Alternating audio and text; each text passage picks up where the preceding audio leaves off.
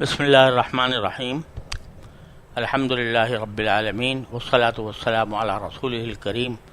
وعلی آلہ واصحابہ اجمعین وعلی کل من تبعہم بإحسان الی یوم الدین اما بعد اعوذ باللہ من الشیطان الرجیم بسم اللہ الرحمن الرحیم وَلَقَدْ أَرْسَلْنَا إِلَىٰ أُمَمٍ مِّن قَبْلِكَ فَأَخَذْنَاهُم بِالْبَأْسَاءِ وَالضَّرَّاءِ لَعَلَّهُمْ يَتَضَرَّعُونَ فَلَوْلَا إِذْ جَاءَهُم بَأْسُنَا تَضَرَّعُوا وَلَٰكِن قَسَتْ قُلُوبُهُمْ وَزَيَّنَ لَهُمُ الشَّيْطَانُ مَا كَانُوا يَعْمَلُونَ فلما نسوا ما ذكروا به فتحنا عليهم أبواب كل شيء حتى إذا فرحوا بما أوتوا أخذناهم بغتة فإذا هم مبلسون فقطع دابر القوم الذين ظلموا والحمد لله رب العالمين قل أرأيتم من أخذ الله سمعكم وأبصاركم وختم على قلوبكم من إله غير الله يأتيكم به انظر كيف نصرف الآيات ثم هم يصدفون قل أرأيتكم من أتاكم عذاب الله بغتة أو جهرة هل يهلك إلا القوم الظالمون وما نرسل المرسلين إلا مبشرين ومنذرين فمن آمن وأصلح فلا خوف عليهم ولا هم يحزنون والذين كذبوا بآياتنا سيمسهم العذاب بما كانوا يفسقون۔ یہ سورہ انعام کی آیات ہیں، آیت نمبر 42 سے لے کر 49 تک یہ آیتیں تلاوت کی گئی ہیں۔ ان کا خلاصہ یہ ہے کہ پیچھے اس بات کا ذکر آ رہا ہے کہ مشرکین مکہ بڑے سینے تان تان کر یہ دعوے کیا کرتے تھے کہ آپ ہمیں جس عذاب سے ڈرا رہے ہیں لے آئیں وہ ہمارے پاس، اور جس قیامت سے ڈرا رہے ہیں وہ قیامت لے آئیں تو ہم جان لیں گے کہ ہاں آپ سچے ہیں۔ تو اللہ تبارک و تعالی نے پہلے بھی اس کا یہ جواب دیا ہے کہ اگر بالفرض تمہارا یہ مطالبہ پورا کر دیا جائے کہ تم پر عذاب نازل ہو جائے تو تم بچو گے کہاں کہ اس کے بعد پھر تم ایمان لا سکو۔ یہ جو تم شرط لگا رہے ہو کہ عذاب دکھا دیں تو پھر ہم ایمان لے آئیں گے، تو عذاب اگر آ گیا تو تم رہو گے کہاں کہ جس کے نتیجے میں تمہیں ایمان کا موقع ملے۔ اللہ تعالیٰ فرماتے ہیں کہ ایک عذاب ہوتا ہے سزا کا اور ایک عذاب ہوتا ہے تنبیہ کا۔ سزا کا جو عذاب ہوتا ہے وہ پھر اس کے بعد پھر کوئی گنجائش باقی نہیں رہتی، انسان تباہ ہو جاتا ہے، ہلاک ہو جاتا ہے، اور اس کے پاس کوئی اس بات کا موقع نہیں رہتا کہ انسان اپنے حالت کو درست کر سکے۔ لیکن ایک عذاب ایسا ہے جو تنبیہ کے لیے دیا جاتا ہے۔ وہ چھوٹی چھوٹی مصیبتیں ہوتی ہیں جو اللہ تبارک و تعالیٰ کی طرف سے آتی ہیں، چھوٹی چھوٹی تکلیفیں ہیں جو اللہ تعالیٰ کی طرف سے آتی ہیں۔ ان کا مقصد بے شک یہ ہوتا ہے کہ انسان اس عذاب کو دیکھ کر اپنی حالت کی اصلاح کر لے، اور اس کے نتیجے میں جو لوگ متنبہ ہو جاتے ہیں، اپنے حالات کی اصلاح کر لیتے ہیں، تو اللہ تبارک و تعالیٰ ان کو اعلیٰ درجات عطا فرماتے ہیں، اور جو لوگ اس کے باوجود اپنی گمراہی میں اڑے رہتے ہیں اور اپنی اصلاح نہیں کرتے تو پھر بسا اوقات اللہ تبارک و تعالیٰ ان کو ڈھیل دیتا ہے، اور ڈھیل دینے کا معنی یہ ہے کہ پھر ان کے اوپر خوشحالی آتی ہے، وہ بڑے خوشیوں کے اندر مگن ہوتے ہیں، اور اس کے نتیجے میں وہ یہ بھول جاتے ہیں کہ ہمارے اوپر کوئی تنبیہ آئی تھی اور ہمیں چاہیے تھا کہ اپنی اصلاح کر لیتے. تو اللہ تبارک و تعالیٰ پھر ان کو ایک دم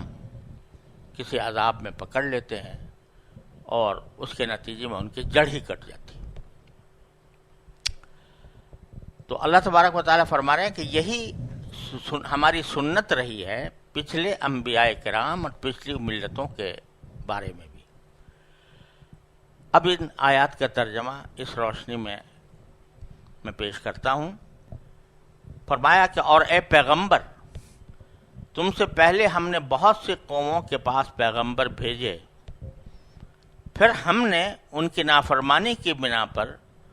انہیں سختیوں اور تکلیفوں میں گرفتار کیا تاکہ وہ عجز و نیاز کا شیوہ اپنائیں. پھر ایسا کیوں نہ ہوا کہ جب ان کے پاس ہماری طرف سے سختی آئی تھی اس وقت وہ عاجزی کا رویہ اختیار کرتے، بلکہ ان کے دل تو اور سخت ہو گئے، اور جو کچھ وہ کر رہے تھے شیطان نے انہیں یہ سجھایا کہ وہی بڑے شاندار کام ہے. پھر انہیں جو نصیحت کی گئی تھی جب وہ اسے بھلا بیٹھے تو ہم نے ان پر ہر نعمت کے دروازے کھول دیے، یہاں تک کہ جو نعمتیں انہیں دی گئی تھیں جب وہ ان پر اترانے لگے تو ہم نے اچانک ان کو آ پکڑا، جس کا نتیجہ یہ ہوا کہ وہ بالکل مایوس ہو کر رہ گئے. اس طرح جن لوگوں نے ظلم کیا تھا ان کی جڑ کاٹ کر رکھ دی گئی، اور تمام تعریفیں اللہ کی ہیں جو تمام جہانوں کا پروردگار ہے. اے پیغمبر، ان سے کہو ذرا مجھے بتاؤ کہ اگر اللہ تمہاری سننے کی طاقت اور تمہاری آنکھیں تم سے چھین لے اور تمہارے دلوں پر مہر لگا دے تو اللہ کے سوا کون سا معبود ہے جو یہ چیزیں تمہیں لا کر دے. دیکھو ہم کیسے کیسے مختلف طریقوں سے دلائل بیان کرتے ہیں، پھر بھی یہ لوگ منہ پھیر لیتے ہیں. کہو ذرا یہ بتاؤ کہ اگر اللہ کا عذاب تمہارے پاس اچانک آئے یا اعلان کر کے، دونوں صورتوں میں کیا ظالموں کے سوا کوئی کسی اور کو ہلاک کیا جائے گا؟ ہم پیغمبروں کو اسی لیے تو بھیجتے ہیں کہ وہ نیکیوں پر خوشخبری سنائیں اور نافرمانی پر اللہ کے عذاب سے ڈرائیں. چنانچہ جو لوگ ایمان لے آئے اور اپنی اصلاح کر لی ان کو نہ کوئی خوف ہوگا اور نہ وہ غمگین ہوں گے، اور جن لوگوں نے ہماری آیتوں کو جھٹلایا ان کو عذاب پہنچ کر رہے گا کیونکہ وہ نافرمانی کے عادی تھے. اس میں اللہ تبارک و تعالیٰ نے اپنی سنت بیان فرمائی ہے پچھلے انبیاء کرام اور پچھلی امتوں کے بارے میں. وہ یہی جیسا کہ میں نے ابھی خلاصے میں عرض کیا کہ انہیں شروع میں تنبیہ کی جاتی ہے کچھ سختیاں بھیج کر. وَلَقَدْ أَرْسَلْنَا إِلَىٰ أُمَمٍ مِّن قَبْلِكَ، اے پیغمبر آپ سے پہلے بھی ہم نے جو امتیں گزری ہیں ان کے پاس اپنے پیغمبر بھیجے تھے، اور پھر ہم نے اخذناہم بالبأساء والضراء، ہم نے ان کو گرفت میں لے لیا سختی اور تکلیف کے ساتھ. یعنی کچھ چھوٹی چھوٹی تکلیفیں ان کے اوپر آئیں، کبھی کوئی وبا آ گئی، کبھی کوئی اور دشمن چڑھایا، کبھی کوئی اور زلزلہ آ گیا وغیرہ. تو یہ جو مصیبتیں بھیجی گئیں وہ اس لیے لعلہم یتضرعون، تاکہ وہ گڑ گڑائیں. یتضرعون تضرع سے نکلا ہے جس کے معنی ہوتے ہیں گڑ گڑانا اور فریاد کرنا. تو اسی کا ترجمہ ہم نے کیا ہے کہ وہ عجز و نیاز کا شیوہ اپنائیں، یعنی اللہ تعالیٰ کی طرف رجوع کر کے اپنے عجز کا اظہار کریں اور کہیں کہ یا اللہ ہم اس تکلیف کے متحمل نہیں ہیں، اپنے فضل و کرم سے یہ تکلیف ہم سے دور کر دیجئے، اور ہماری جن بدعمالیوں کی وجہ سے یہ آئی ہے تو اے اللہ ہم اس سے توبہ کرتے ہیں اور آئندہ اس سے دور رہنے کی پوری کوشش کریں گے. یہ تھا صحیح رویہ جو ان کو اختیار کرنا چاہیے تھا. فلولا اذ جاءہم باسنا تضرعوا، تو ایسا کیوں نہ ہوا کہ جب ان کے پاس ہماری طرف سے سختی آئی تھی تو تضرعوا، وہ عاجزی کا رویہ اختیار کرتے اور پھر اللہ تعالیٰ کی طرف رجوع کرتے. ولیکن قست قلوبہم، لیکن ہوا یہ کہ ان کے دل اور سخت ہو گئے. یہ علامت ہے، یہ در حقیقت دنیا کے اندر جتنی مصیبتیں آتی ہیں، جو بلائیں آتی ہیں، اس میں انسان کے لیے کچھ فائدے کی بھی باتیں ہیں اور کچھ نقصان کی بھی باتیں ہیں. فائدے کی باتیں یہ ہے کہ انسان اگر ان مصیبتوں اور تکلیفوں میں اللہ کی طرف رجوع کرے اور عاجزی کا رویہ اپنائے کہ اللہ ہم آپ کے عاجز بندے ہیں، آپ نے جو کچھ تکلیف بھیجی ہے یہ آپ کی مشیت ہے، آپ کا یہ فیصلہ ہے، اے ہم اس پر راضی ہیں، لیکن اے اللہ آپ ہی سے ہم مانگتے ہیں کہ اس تکلیف کو دور فرما دیجئے، اور ہماری جن بدعمالیوں کی وجہ سے یہ تکلیفیں آئی ہیں اللہ ہم اس کی مغفرت مانتے ہیں آپ سے، انہیں معاف فرما دیجئے اور معاف فرما کر ہم سے یہ تکلیف دور کر دیجئے، آئندہ ہم اپنی اصلاح کی کوشش کریں گے. یہ ہے وہ رویہ جو ایک صحیح بندے کو اختیار کرنا چاہیے. اور اگر وہ اختیار کر لیتا ہے تو اس کا مطلب یہ ہے کہ جو تکلیفیں آئی تھیں وہ بجائے اس کے لیے نقصان دہ ہونے کے فائدہ مند ہو جاتی. فائدہ مند اس طرح ہو جاتی ہے کہ حدیث میں آتا ہے کہ جب بھی کوئی کسی انسان کو کوئی تکلیف پہنچتی ہے تو اللہ تبارک و تعالیٰ اس کے اوپر اس کے درجات بلند کرتے ہیں، اس کے گناہ معاف فرماتے ہیں، اور وہ تکلیف بھی اس کے لیے ایک بہت بڑا انعام بن جاتی ہے. اور سب سے بڑا انعام یہ ہے کہ ان تکلیف کے نتیجے میں انسان کو رجوع اللہ کی توفیق ہو گئی، استغفار کی توفیق ہو گئی، توبہ کی توفیق ہو گئی. تو یہ علامت ہے اس بات کی کہ یہ جو کچھ مشکل آئی تھی یہ در حقیقت اللہ تعالیٰ کی طرف سے میرے لیے ایک نعمت تھی جس نے مجھے کھڑا کر دیا اور میں گمراہی سے بچ گیا. دوسری طرف اللہ بچائے اگر یہ رویہ ہو کہ اس تکلیف پر شکوہ ہے اللہ سے، اللہ تعالیٰ کی تقدیر سے گلہ ہے، اور بجائے اللہ تعالیٰ کی طرف رجوع کرنے کے انسان جو ہے وہ بس صرف تکلیف کے اظہار پر اکتفا کرتا ہے اور اللہ تعالیٰ کی طرف رجوع نہیں کرتا، تو یہ علامت ہے اس بات کی کہ اس آزمائش میں وہ ناکام ہو گیا. پھر یہ مصیبت جو ہے وہ در حقیقت اس کے لیے ایک عذاب ہے. اللہ تعالیٰ حفاظت فرمائے. تو دونوں رویے اللہ تعالیٰ نے یہاں پر بیان فرمائے کہ اگر کوئی تکلیف آئی ہے تو تضرعوا، کیوں ایسا نہیں ہوتا کہ وہ اللہ تعالیٰ سے التجا کریں، اللہ تعالیٰ کی طرف رجوع کریں. لیکن جو لوگ ایسا نہیں کرتے تو ان کو وہ کیا ہوتا ہے کہ لیکن قست قلوبہم، دل سخت ہو جاتے ہیں. دل سخت ہونے کے معنی یہ کہ وہ اپنی بدعمالیوں پر مسلسل کاربند رہتے ہیں، کسی گناہ سے توبہ نہیں کرتے، کسی گناہ کو چھوڑتے نہیں. جس طرح پہلے حرام خوری کر رہے تھے اب بھی کرتے ہیں، جس طرح پہلے اللہ کو ناراض کر رہے تھے اب بھی کرتے ہیں. وَزَيَّنَ لَهُمُ الشَّيْطَانُ مَا كَانُوا يَعْمَلُونَ، اور شیطان ان کے نگاہوں میں ان کے اعمال کو مزین کر کے خوبصورت بنا کر پیش کرتا ہے، یعنی یہ سجھا دیتا ہے کہ جو تم کر رہے ہو وہی بڑے شاندار کام ہے، وہی کرتے رہو. اگر پہلے تم دوسروں کے حقوق پر ڈاکہ ڈالتے تھے اب بھی ڈالو، پہلے اگر تم نمازیں چھوڑے ہوئے تھے اب بھی چھوڑے رکھو، تم اگر شراب پی رہے تو پیتے رہو، تم اگر یعنی فحاشی میں مبتلا تھے وہ کام کرتے رہو. یہ ان کے دل کو سجا دیتا ہے شیطان، تو اس وقت بڑا خراب انجام ہوتا ہے. کیا کہ فلما نسوا ما ذکروا به، تو جب یہ لوگ اس بات کو بھول جاتے ہیں جس کے ذریعے ان کو نصیحت کی گئی تھی، یعنی یہ جو تکلیفیں آئی تھیں یہ نصیحت کرنے کے لیے آئی تھیں کہ تم اپنے حالات کو درست کر لو، تو جب وہ اس کو بھول جاتے ہیں فتحنا علیہم ابواب کل شیء، تو ہم ان پر ہر نعمت کے دروازے کھول دیتے ہیں، پھر خوب خوشحالی آتی ہے، بڑے مزے کرتے ہیں، عیش کرتے ہیں، حتی اذا فرحوا بما اوتوا، یہاں تک کہ جب نعمتیں جو ان کو دی گئی تھیں اس پر وہ اترانے لگتے کہ دیکھو ہمیں تو یہ کچھ نعمتیں مل گئیں، اور اس نعمتوں، اس خوشحالی کو،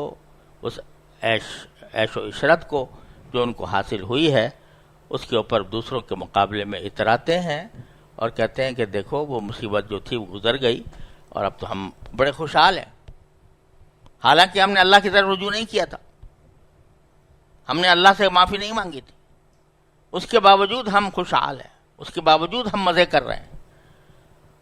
تو جب یہ حالت ہو جاتی ہے تو اخذناہم بغتہ، تو پھر ہم اچانک ان کو پکڑ لیتے ہیں، ان کو گرفت میں لے آتے ہیں، فاذا ہم مبلسون، تو نتیجہ یہ ہے کہ پھر وہ نا امید ہو جاتے ہیں۔ فقطع دابر القوم الذین ظلموا، اس کا نتیجہ یہ ہوتا ہے کہ جن لوگوں نے ظلم کی روش اختیار کی تھی ان کی جڑ ہی کاٹ دی جاتی ہے، جڑ کاٹ دی جاتی ہے۔ یہ ایک خوبصورت یہاں پر استعارہ استعمال فرمایا اللہ تعالیٰ نے۔ دابر اصل میں کہتے ہیں جڑ کو، جیسے کسی درخت کی جڑ ہوتی ہے، تو اس سے یہ لگتا ہے کہ ان کے جو بدعمالیاں تھیں ان کو ایک درخت سے تشبیہ دی گئی ہے، اور اس اچانک عذاب سے پہلے جو ان کے پاس مختلف چھوٹی چھوٹی تکلیفیں آتی تھیں وہ گویا ایک شاخیں تھیں، ان کے بدعمالی کی جزا کی شاخیں تھیں کہ تھوڑی تھوڑی بیماری آ گئی تو ایک شاخ کاٹ دی، دوسری شاخ کاٹ دی، تیسری شاخ کاٹ دی، تو وہاں پر جزوی طور پر ان کو دنیا کے اندر بتایا جا رہا تھا۔ اب اگر کسی شخص کو، کوئی شخص یہ دیکھے کہ میں نے اپنا لگایا ہوا درخت ہے اور اس درخت کے اندر شاخیں ہیں اور وہ شاخیں تھوڑے تھوڑے وقفے سے جھڑ رہی ہیں اور درخت جو ہے ننگا ہوتا جا رہا ہے، تو اس کو فکر ہوتی ہے کہ میں کس طرح اس درخت کو درست کروں کہ یہ شاخیں اس کی نہ جھڑیں۔ لیکن اگر کوئی شخص فکر ہی نہ کرے اور درخت کو اس کے حال پر چھوڑ دے، نہ اس کو پانی دے، نہ اس کی نگرانی کرے، نہ اس کی دیکھ بھال کرے، تو آخر کار کیا ہوتا ہے کہ اس کی جڑ کٹ جاتی ہے۔ تو یہ چھوٹی چھوٹی جو تکلیفیں ہم نے ان کو دی تھیں یہ در حقیقت شاخیں تھیں اس عذاب کے جو یہ مانگ رہے تھے۔ وہ شاخیں اس لیے دی گئی تھی تاکہ ان کے جھڑنے سے یہ متنبع ہوں اور متنبع ہو کر اس درخت کی آبیاری کریں، اس کو صحیح سالم رکھنے کی کوشش کریں۔ لیکن جب انہوں نے کوئی توجہ ہی نہ دی، ان کے اوپر کوئی تنبیہ کارگر نہ ہوئی، تو آخر میں ہم نے ان کی جڑ کاٹ دی، اس درخت کی جڑ ہی کٹ گئی۔ فقطع دابر الذین قوم الذین ظلموا، ان ظالموں کی جڑ ہی کاٹ دی گئی۔ والحمد للہ رب العالمین، اور یہ پتہ چل گیا کہ تعریف تو صرف اللہ کی ہے جو سارے جہانوں کا پروردگار ہے۔ ان کا جو کچھ عمل ہو رہا تھا وہ کوئی قابل تعریف نہیں تھا، صرف تعریف اگر کوئی کسی کے لائق ہے تو وہ اللہ جل جلالہ۔ یہاں تک ذکر تھا ان کے اوپر جو جسمانی عذاب کا، کہ ان کے اوپر جسمانی عذاب بھی آتے ہیں اور شروع میں تھوڑے آتے ہیں، پھر آ کر بڑا عذاب آ جاتا ہے۔ تو یہاں سے ہمیں سبق یہ مل رہا ہے کہ یہ اگرچہ خطاب کفار کو ہے، لیکن اس کو اللہ تعالیٰ جو یہ ہم سے ذکر کر رہے ہیں تو اس میں خود ہمارے لیے بھی تو سبق دیا جا رہا ہے۔ سبق یہ دیا جا رہا ہے کہ جو کچھ تمہارے اوپر مشکلات آتی ہیں ان کو یہ نہ سمجھو کہ یہ یوں ہی آ گئیں یا تم پر ظلم کر کے لائی گئی ہیں، یہ تمہیں متنبع کرنے کے لیے ہیں۔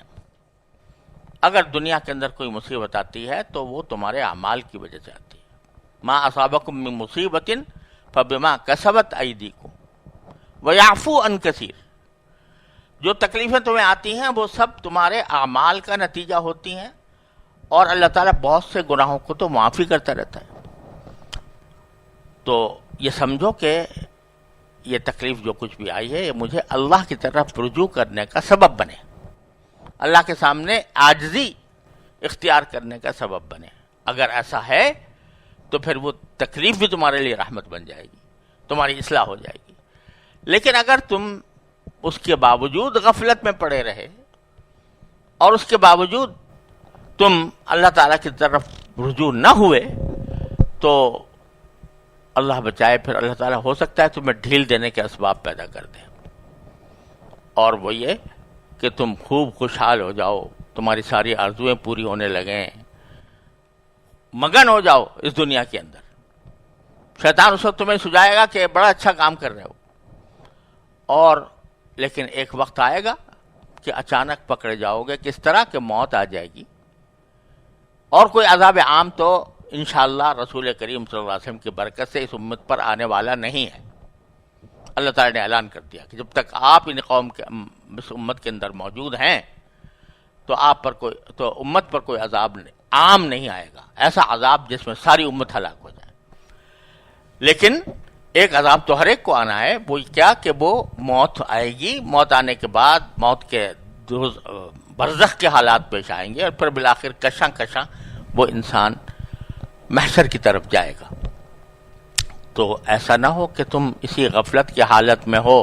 اور اچانک تم پر موت آ جائے اور پھر تم لوگ اس عذاب کے اندر گرفتار ہو جاؤ۔ تو مسلمانوں کو بھی بالواسطہ یہ خیال۔ حضرت عبادہ ابن صامت رضی اللہ تعالیٰ عنہ سے ایک روایت ہے کہ نبی کریم صلی اللہ علیہ وسلم نے فرمایا کہ جب اللہ تعالیٰ کسی قوم کو باقی رکھنا اور بڑھانا چاہتے ہیں تو دو وصف ان میں پیدا کر دیتے ہیں، ایک ہر کام میں اعتدال اور میانہ روی، اور دوسرے عفت و عصمت، پاک دامنی، یعنی جو چیزیں حق کے خلاف ہیں ان سے پرہیز۔ اور جب اللہ تعالیٰ کسی قوم کو ہلاک و برباد کرنا چاہتے ہیں تو ان پر خیانت کے دروازے کھول دیتے ہیں، وہ امانتوں میں خیانت کرتے ہیں، دوسرے کے مالوں پر ڈاکہ ڈالتے ہیں،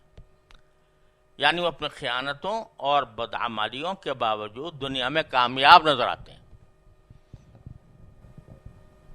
اس پر دوسرے لوگ بعض اوقات رشک کرتے ہیں،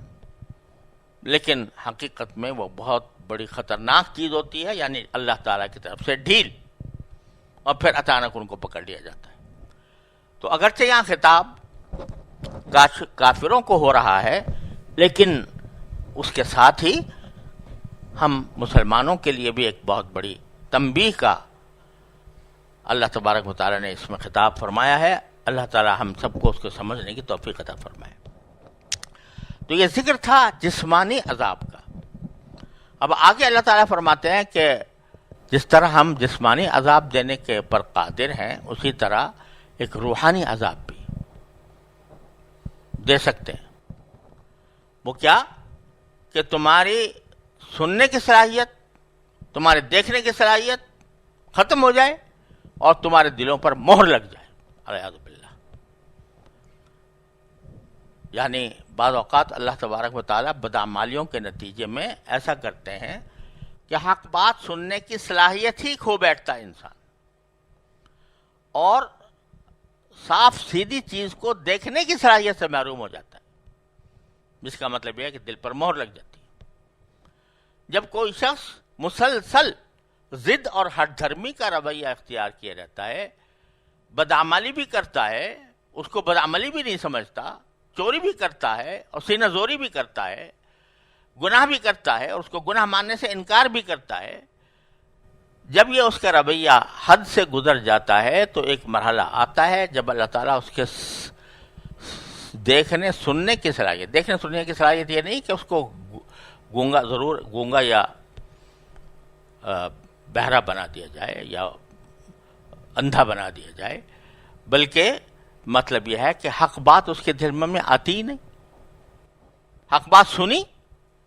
اور سن کر اس کا کوئی اثر نہ لیا، حق بات دیکھی آنکھوں سے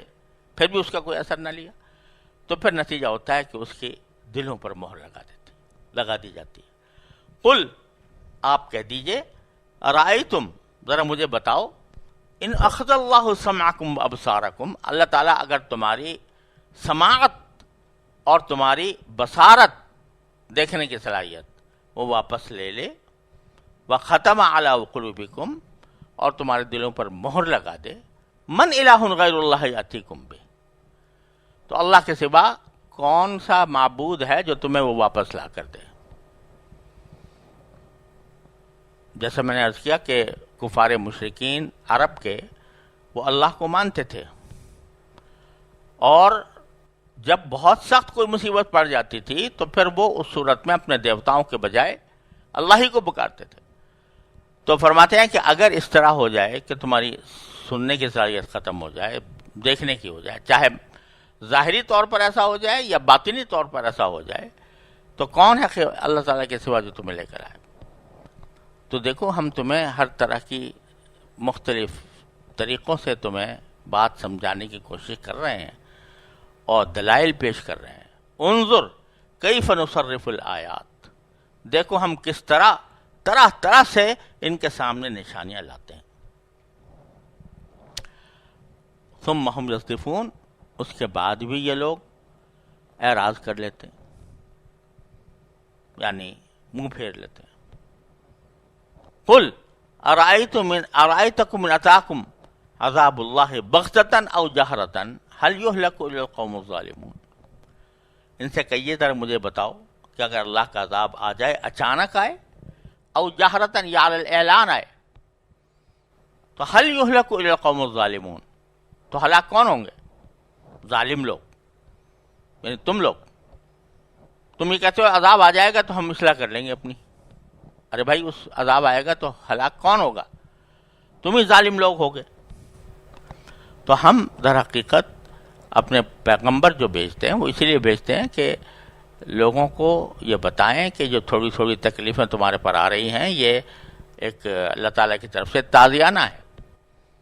تو وہ تمہیں خوشخبری سناتے ہیں کہ اگر تم اس تعزیانے کو سمجھ لو گے اور اپنی اصلاح کر لو گے تو تمہارے لیے جنت کے دروازے کھلے ہیں،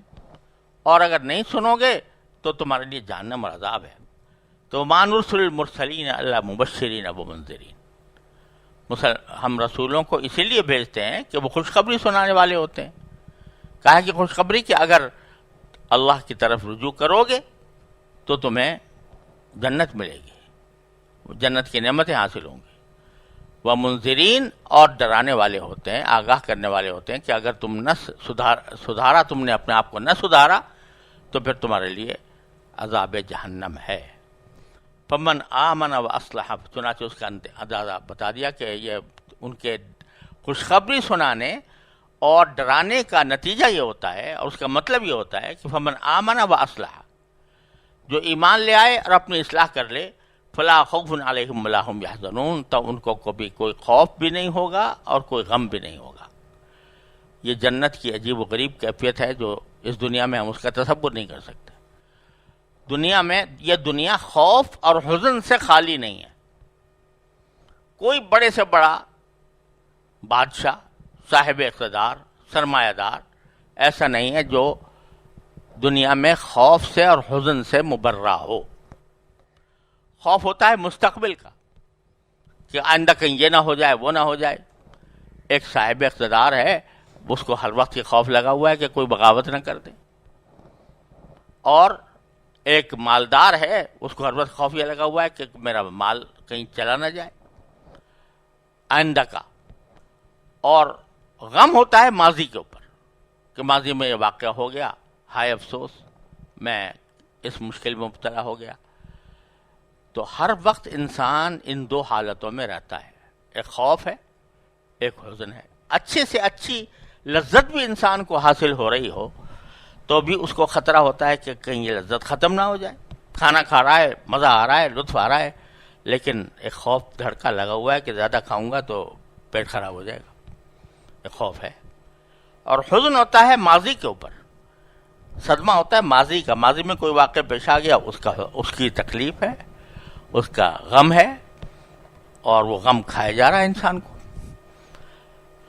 لیکن آخرت میں، جنت میں، اللہ تعالیٰ ان دونوں چیزوں سے انسان کو مبرہ کر دے گا، نہ آئندہ کا خوف، نہ ماضی کا غم۔ اس کیفیت کا ہم یہاں تصور ہی نہیں کر سکتے کہ جس میں نہ خوف ہو نہ حزن ہو، اس سے بڑی نعمت اور کوئی ہو نہیں سکتی۔ تو اللہ تبارک و تعالیٰ فرماتے ہیں ان کے اوپر نہ خوف ہوگا، نہ وہ اس کے صدمے کا شکار ہوں گے۔ والذین کفروا بآیاتنا والذین کذبوا بآیاتنا، جن لوگوں نے ہماری آیتوں کو جھٹلایا ہے، یمسہم العذاب، ان کو عذاب آ کر پکڑ لے گا، بما کانوا یفسقون،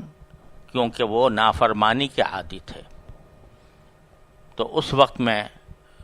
جو پیغمبروں نے خوشخبری دی تھی اور جس چیز سے ڈرایا تھا، دونوں چیزیں سامنے آ جائیں گی۔ نیک لوگوں کے لیے جنت جس میں نہ خوف ہے نہ حزن ہے، اور کافروں کے لیے عذاب جس سے ان کو چھٹکارا نہیں، ان کی بدعمالیوں کی وجہ سے۔ اللہ تبارک و تعالیٰ اپنے فضل و کرم سے ہمیں بدعمالی سے محفوظ فرمائے اور نیکی کرنے کی توفیق عطا فرمائے، اللہ تعالیٰ کی رضا کامل کی زندگی عطا فرمائے۔ وآخر دعوانا الحمدللہ رب العالمین۔